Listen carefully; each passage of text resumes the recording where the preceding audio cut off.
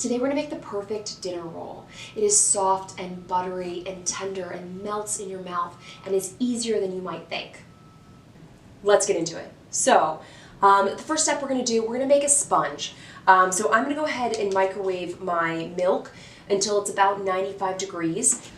So in a bowl, I'm gonna mix a portion of my flour, so it's like a smaller portion of AP flour, my dry active yeast, and a little bit of sugar. It's not the total amount of sugar that's in the recipe, it's just a little bit of it.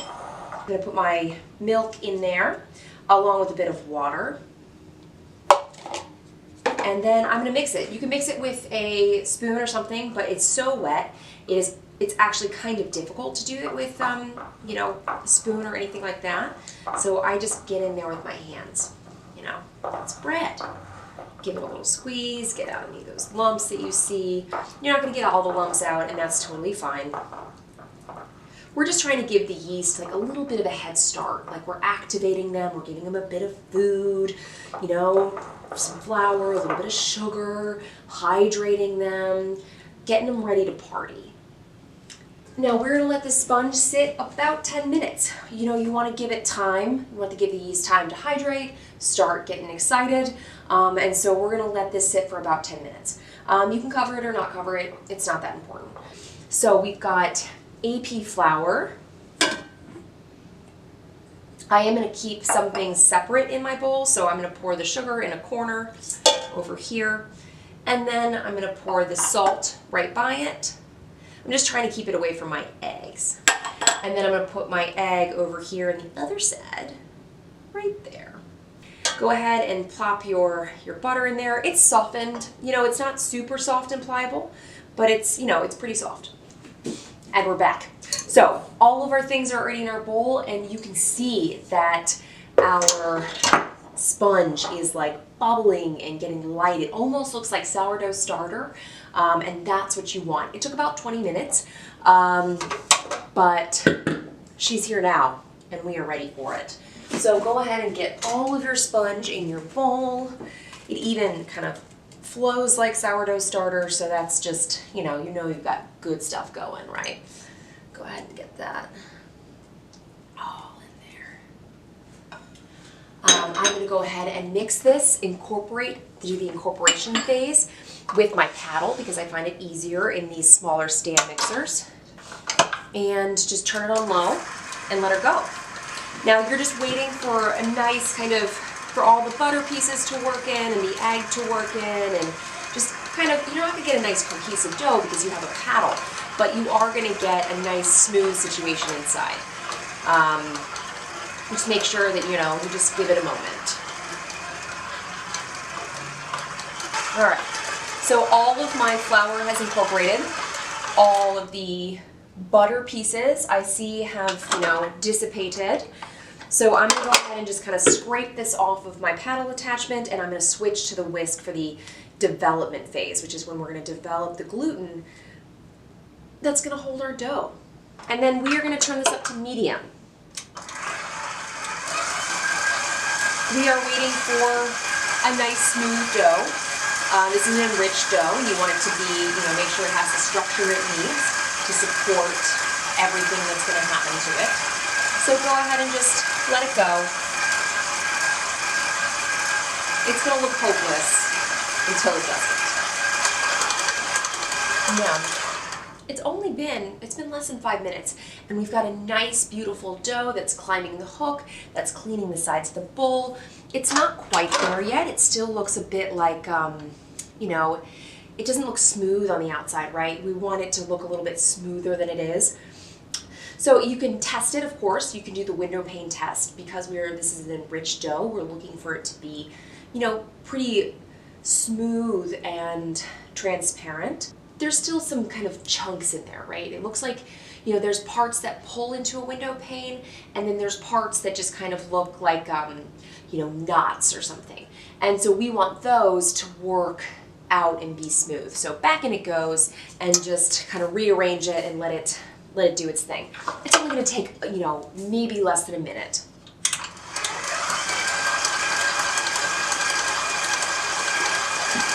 We Meanwhile, I'm just going to spray my bowl or oil it with a little vegetable oil.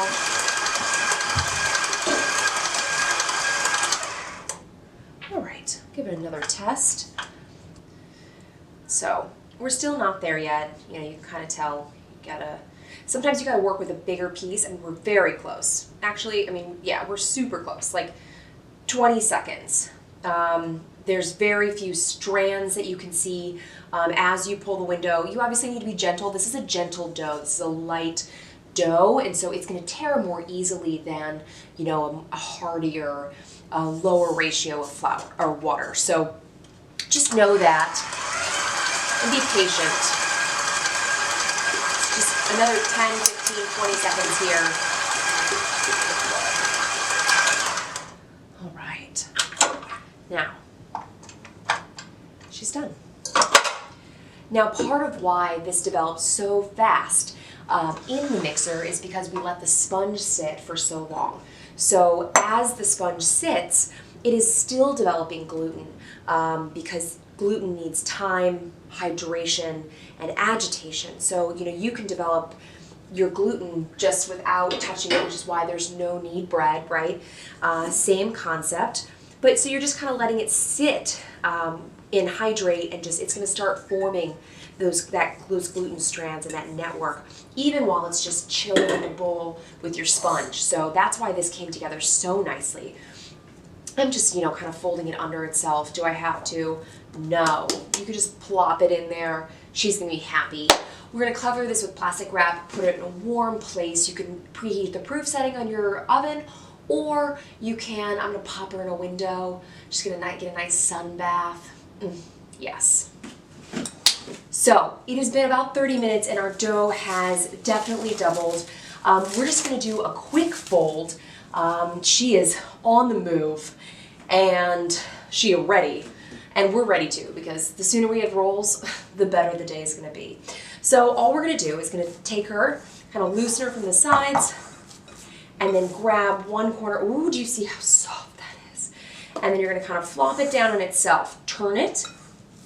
One more time. Flop. And another quarter turn. Flop. And same with the last one. And this one, you can just kind of flip her over. Obviously, that was the bottom of our loaf before. It doesn't really matter. We're going to shape it and pre-shape it and all the things. So now we're just waiting for her to double one more time, which will probably, if this is any indication, take about 30 minutes. And then we are ready to shape our rolls. It's been 30 minutes and our dough has doubled and she is looking mighty fine, I might say. And we're just going to turn her out. I don't anticipate her sticking, so I'm not really going to flour my surface because I don't want to add any more flour into this beautiful dough. There she is. Stud. I've got myself a 9 by 13 baking dish. Anyone will do. You can also bake them on a sheet pan with parchment paper, and you'll just kind of, you won't get as nice tall rolls, but you'll get a beautiful roll. I'm going to go ahead and spray this. You could also butter it. Okay, so you can either weigh them. We're going to divide them into 12 pieces, or you can kind of eyeball it, which is what I'm going to do. If you did want to divide it, it would be about 97 grams each, thereabouts. So we're just going to kind of get them to be about the same size and be like, all right, you get divided into 6, you get divided into 6. Okay, so we are going to shape our rolls and we're going to plop them straight into our prepared dish, and that's all we're going to do. So I'm just going to go ahead and give them a little, help, and then so I'm folding all the corners, and then I'm rolling it, and I am pulling under and pushing with my thumb at the same time. So I'm kind of, tightening by kind of pushing the dough underneath actively with both sides. Yeah. So you want a nice smooth surface, and you want a bottom where you can see it's all gone inside. It's a happy bottom right there. So plop her in the pan. We're gonna go 4 by 3 as one would expect. So go ahead and kind of fold your corners in, flip it over, fold the corners in. This also helps because we've got some of these ones that have like, you know, a lot of little pieces based on how I just had to scale that. So this helps that. Beautiful, beautiful. Now you can over tighten your dough and then it'll start to crack on the top. And you don't want that. So if you see cracks starting to form on the top, you want to stop rolling where you are because that means that the gluten is starting to break down and tear. And you want that. It's not going to make a nice pretty top. Boom. Done. Look how lovely those are. All right, we are going to cover this with plastic wrap, and then we're going to place it back in the warm spot because obviously our oven is preheating to 350 degrees convection or 375 regs. And we're just going to let these little guys just double and puff up and whew, yeah. The only thing that we're going to do before we bake them is brush them with a little bit of egg wash. That's optional. So if you want to like prepare yourself, you can like beat an egg, but it's not that serious. Look at these buns. Yes, they are magnificent. Boom. You see how they filled the space, they've risen, they're pretty much double the size they were before, and we are so excited. So you can bake them like this, and then you can brush them with a little bit of butter when they're done to get that nice sheen on top, but we are going to just hit them with a little egg wash. You can watch my video up there on how to make egg wash lickety split, but it's just egg, so secret's out. Okay, and I'm just gently brushing it on the top of the buns. The key with egg wash is that you want to make sure there's no streaks, so just gentle brushing here. Try not to get it on the sides of the pan because that's just gonna kind of just create like an egg, like almost like an omelet situation on the side. You don't want that. All right, ready to go. Preheated my oven to 350. It's ready for just this moment. And then we're gonna pop these in, and they're probably gonna bake 10 to 15, but I'm gonna check an 8 because I don't like overdone buns. Just saying. And they're out. They baked about 22 minutes until I put an insert read thermometer on the center, and it came out reading at 185. You can also use a cake tester, but it can be very difficult to tell if it's actually done. But 20-25 minutes should be good. All right, now we let them cool, at least partially, before we dig in. It's time to try. They cooled, I mean, they're still warm. They're still pretty warm, but I think we're safe to tango here. So I'm gonna go ahead and reach in here. You see how they come out nicely? See how the bottom is beautifully browned? The tops are nice and shiny. Just really dig in there. Yes. Very excited. Oh. It just smells perfectly yeasty and like really just wonderful. Oh yes, the inside, oh, it looks amazing.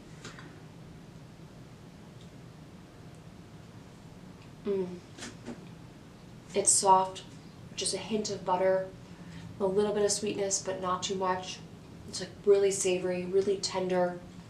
Oh, just the perfect dinner roll.